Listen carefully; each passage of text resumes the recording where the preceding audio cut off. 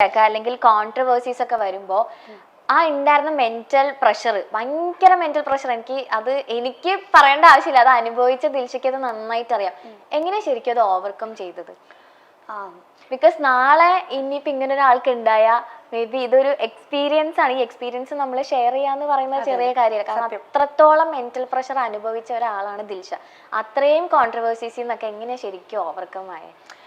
ഞാൻ പലപ്പോഴും വിചാരിച്ചിട്ടുണ്ടായിരുന്നു, ഓക്കെ, ഈ 100 ദിവസം അവിടെ നിന്നതിനേക്കാളും കൂടുതൽ ഞാൻ അനുഭവിച്ചിട്ടുണ്ട് ഞാൻ അവിടെ പുറത്തിറങ്ങിയിട്ട്. ഞാൻ ഒരിക്കലും വിചാരിച്ചില്ല ഞാൻ ഇങ്ങനെയൊക്കെ അനുഭവിക്കേണ്ടി വരും, അല്ലെങ്കിൽ ഇങ്ങനെ ഒരുപാട് കാര്യങ്ങൾ കേൾക്കേണ്ടി വരും എന്നൊന്നും ഞാൻ സ്വപ്നത്തിൽ പോലും വിചാരിച്ചില്ല. കാരണം അതിന് മാത്രമൊക്കെ എന്തെങ്കിലും ഞാൻ തെറ്റ് ചെയ്തിട്ടുണ്ടെന്ന് ഞാൻ ഇപ്പോഴും വിശ്വസിക്കുന്നില്ലടാ. ഞാൻ പറഞ്ഞ പോലെ ഞാൻ എന്തെങ്കിലും ചെയ്തിട്ടുണ്ടെങ്കിൽ അതിന് എനിക്കൊരു റീസൺ ഉണ്ട്. പിന്നെ ഞാൻ കർമ്മ എന്ന് പറയുന്ന ഒരു സംഭവത്തിൽ ഒരുപാട് വിശ്വസിക്കുന്ന ഒരു വ്യക്തിയാണ്. ഞാൻ തെറ്റായിട്ട് എന്തെങ്കിലും ചെയ്തിട്ടുണ്ട്, അത് അനുഭവിക്കാൻ ഞാൻ ബാധ്യസ്ഥയാണ്. അത് ഇന്നല്ലെങ്കിൽ നാളെ അത് എന്തായിരുന്നു എന്ന് എക്സ്പീരിയൻസ് ചെയ്തിട്ടേ ഞാൻ ഇവിടുന്ന് പോവുള്ളൂ എന്ന് വിശ്വസിക്കുന്ന ഒരാളാണ് ഞാൻ.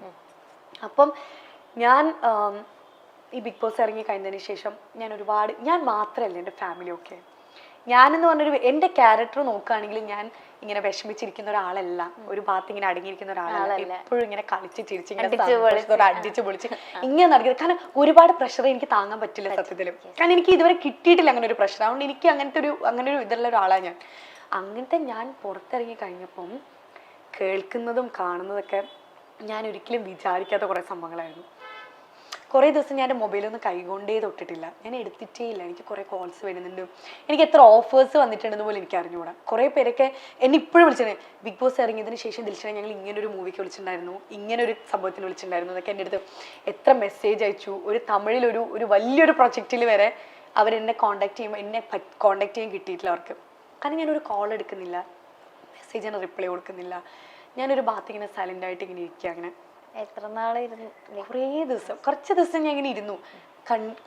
സങ്കടം വരുന്നുണ്ട്, എന്നെ കാണുമ്പോൾ എൻ്റെ അച്ഛനമ്മയ്ക്ക് വിഷമാവാ, എൻ്റെ ചേച്ചിക്ക് എനിക്ക് വിഷമാവാണ്. ഞാൻ ആ ദിവസത്തിനെ കുറിച്ച് ഇങ്ങനെ ആലോചിക്കാൻ പോലും ഞാൻ ആഗ്രഹിക്കുന്നില്ല സത്യത്തിൽ. നമ്മള് സിനിമയിലൊക്കെ കാരണം എൻ്റെ അനിയത്തിന്റെ ബർത്ത്ഡേ ആയിരുന്നു ആ ടൈമിൽ, ജൂലൈ 15 ഞാൻ ഇറങ്ങുന്ന ടൈമില്.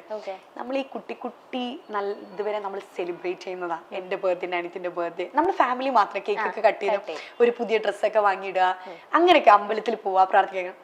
എൻ്റെ അനിയത്തിൻ്റെ ബർത്ത്ഡേ അന്ന് രാവിലെ മുതൽ വൈകുന്നേരം വരെ എങ്ങനെ നടന്നു പോലും എനിക്കല്ല. ഞങ്ങൾ അന്ന് ഒരു പറക്കാട്ടിൻ്റെ റിസോർട്ടിൽ പോയിട്ടുണ്ടായിരുന്നു. അവരാണ് ഒരു കേക്ക് കൊണ്ടുവന്നിട്ട് അന്ന് നമ്മൾ കട്ട് ചെയ്തത് ഈവനിങ്ങിൽ, നൈറ്റിലായിരുന്നു തോന്നുന്നു.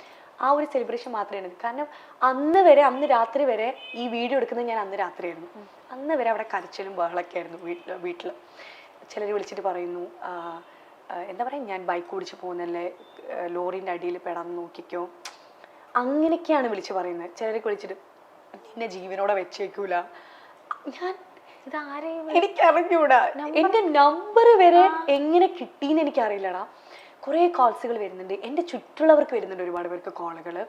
എൻ്റെ കൂടെ നിന്ന് ഫോട്ടോ എടുത്തു കഴിഞ്ഞാൽ, അവളുടെ കൂടെ ഇനി ഫോട്ടോ എടുത്തു കഴിഞ്ഞാൽ ലൈക്ക് നിനക്ക് ഇതായിരിക്കും ഇനി കിട്ടാൻ പോകുന്ന ഇത്, അങ്ങനെയൊക്കെ പറഞ്ഞിട്ട്.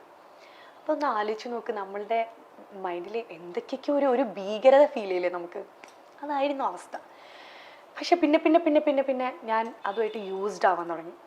പിന്നെ എനിക്കിപ്പോൾ അവരെന്ത് പറഞ്ഞാലും അതിപ്പോൾ എന്നെ ഏൽക്കുന്നേ ഇല്ല. ഞാനിപ്പോൾ ഒരു വീഡിയോസോ അല്ലെങ്കിൽ എനിക്ക് വരുന്ന ഒരു ഇതും ഞാനിപ്പോൾ മൈൻഡ് ചെയ്യാറില്ല, ഞാൻ നോക്കാറേ ഇല്ല. കാരണം എനിക്കിപ്പോൾ അതിൻ്റെ ആവശ്യമുണ്ടെന്ന് തോന്നിയിട്ടില്ല. ഇപ്പോൾ വിച്ച് വാസ് ദാറ്റ് മൊമെന്റ്? ഇപ്പോൾ ആ വീഡിയോ ചെയ്ത് കഴിഞ്ഞതിൻ്റെ നെക്സ്റ്റ് ഡേ ആയിരുന്നു, ആ വീഡിയോ ചെയ്ത് കഴിഞ്ഞ് കുറച്ച് ദിവസം കൂടെ എടുത്തോ, ലൈക്ക് പഴയ ദിൽഷ ആവാൻ വേണ്ടിയിട്ട്? കുറച്ച് ദിവസം എടുത്തു പഴയ ദിൽഷ ആവാൻ വേണ്ടിയിട്ട്. കാരണം അത് ഭയങ്കര ഈസി ആയിരുന്നില്ല. ഓക്കെ. ബിഗ് ബോസിൽ ഇപ്പോൾ 100 days ഞാൻ തികയ്ക്കും എന്ന് ഒരു സ്വപ്നത്തിൽ പോലും വിചാരിച്ചിട്ടുള്ള ഒരാളായിരുന്നില്ലല്ലോ. ആ 100 days ഞാൻ അവിടെ നിന്നു എന്ന് ഉറപ്പിച്ച് ആ വിൻ ചെയ്ത മൊമെന്റിൽ ഇപ്പോൾ അത്രയും ദിവസം എടുത്ത് നോക്കുകയാണെങ്കിൽ ഏറ്റവും ഇഷ്ടപ്പെട്ട ഒരു മൊമെന്റ് അല്ലെങ്കിൽ ഇഷ്ടപ്പെടാത്തൊരു മൊമെന്റ് എടുത്ത് ഏതായിരിക്കും? എനിക്ക് ഇഷ്ടപ്പെട്ട മൊമെന്റ് എന്ന് പറയുന്നത് ലാലേട്ടൻ വന്നില്ലേ ആ ടൈമിൽ. കാരണം അത് എല്ലാവരുടെ ഒരു സ്വപ്നമാണ്. ആ ലാസ്റ്റ് മിനിറ്റ് ലാലേട്ടൻ വരിക, നമ്മളെ കൈപിടിച്ച് അവസാനം ലൈറ്റ് ഓഫ് ചെയ്ത് ആ വീട്ടിൽ നിന്ന് ഇറങ്ങും. കാരണം ഇനി ആ വീടില്ല, അതോടെ കഴിഞ്ഞു. അപ്പോൾ ആ ലാസ്റ്റ് മൊമെന്റ് വരെ അവിടെ നിൽക്കാന്ന് പറയുന്നത് ഒരു വലിയ സംഭവം. അത് ശരിക്കും എക്സ്പീരിയൻസ് ചെയ്യാൻ പറ്റിയെന്ന് പറയുന്നൊരു വലിയ ഭാഗ്യമാണ്. ലാലേട്ടൻ വരുന്നു, സംസാരിക്കുന്നു, ഞങ്ങൾ രണ്ടുപേരുടെ കൈപിടിച്ച് ഇറക്കുന്നു. ഒരു സെന്റർ ഓഫ് അട്രാക്ഷൻ എന്നൊക്കെ പറയില്ല, നമ്മൾ എന്തോ ഒരു സംഭവമാണ്, അല്ലെങ്കിൽ എന്തോ ഒരു സംഭവം കഴിഞ്ഞ് നമ്മൾ വരുന്ന ആ ഒരു ഇതായിരുന്നു. ആ മൊമെന്റ് എൻ്റെ ലൈഫിൽ എനിക്ക് മറക്കാൻ പറ്റില്ല. അതിപ്പോ ലൈക്ക് ഈവൻ ഫസ്റ്റ് ആയില്ലെങ്കിൽ പോലും എന്തായാലും ഒരു സെക്കൻഡ് തേർഡ് ആണെങ്കിൽ പോലും ആ മൊമെന്റ് എക്സ്പീരിയൻസ് ചെയ്യാനായിട്ട് പറ്റും. സത്യം. ലൈക്ക് ഒരുപാട് പേര് ഉണ്ടായ വീട്ടിൽ നിന്ന് പെട്ടെന്ന് എല്ലാവരും പോയി 2 പേരും മാത്രമായി. ആ ഒരു ഇതുണ്ടല്ലോ, അതൊരു വേറെ തന്നെ ഒരു ഇതാണ്, എക്സ്പീരിയൻസ് ആണ്.